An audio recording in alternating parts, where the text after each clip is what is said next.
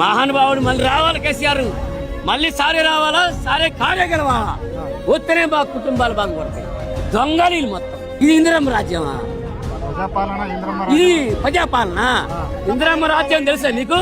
ఇందిరమ్మ రాజ్యంలో ఎమర్జెన్సీ పెట్టి వేరే మంది చంపినటువంటి చరిత్ర ఉంది ఇందిరమ్మ రాజ్యం. రేవంత్ రెడ్డి ఓడిపోతే చూడగొట్టి పడగొట్టి చెప్తాను, రేవంత్ రెడ్డి ఓడిపోతుంది. ఎవరు ఒక్క సంవత్సరం ఇప్పుడు పెట్టవను ఎలక్షన్లు, ఇప్పుడు పెట్టవను ఎమ్మటే ఓడిపోతారు. ముగ్గురు మంత్రులు దొంగలు.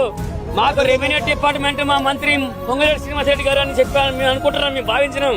తుమ్మల నాగేశ్వర గారు మంత్రి మహానుభావుడు, అందరికి సాంకేతిక డెవలప్మెంట్ మంత్రి అనుకున్నాం. కానీ కాదు, పేదల పొట్ట కొట్టి పేదల్ని ఇప్పుడు అన్యాయం చేసి నిలువలో కూర్చుండు. ఇది భూదాన భూమి కాదా? ఇది భూదాన భూమి కాకపోతే చెప్పొచ్చుగా, 8 ఏళ్ల కన్నా చెప్పొచ్చుగా మమ్మల్ని. భూమి లేని వాళ్ళకి భూమి ఎత్తవారు. ఇది ఇందిరమ్మ రాజ్యమా? ఇది ప్రజాపాలన. ప్రజాపాలన అంటే ప్రజలు పాలన చేసే, ప్రజలే పాలన చేయాల. మేము ప్రజల పాలన చేస్తున్నాం.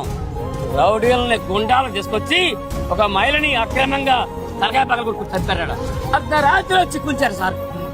మా ఇల్లు గొల్లైపోయినాయి, మా అన్ని సామాన్లు గొల్లైపోయినాయి, మా ఫ్రిడ్జ్లు, కూలర్లు, టీవీలు ఎక్కడికెక్కడ గొల్లైపోయినాయి. లక్షల ఆస్తి నష్టం జరిగింది. మాకు ఏమని ఇచ్చారు? అంటే మనిషి జీవించే హక్కు లేదా? ప్రాథమిక హక్కు లేదా? మేము మనుషులం కావా? మేము భారతీయులం కావా?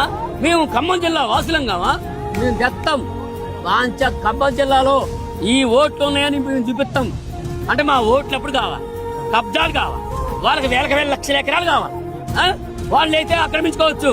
ఆక్రమించుకొని ఈ పోలీసు తొత్తులు వాళ్ళకి దొంగలుగా వాళ్ళ కాపలా కాస్తారు, ఎస్కాట్ కాస్తారు. వాళ్ళ భూములకు రక్షణ ఉంటుంది. కానీ మా పేదలకు మాత్రం నిర్దాక్షిణ్యం కూర్చారు.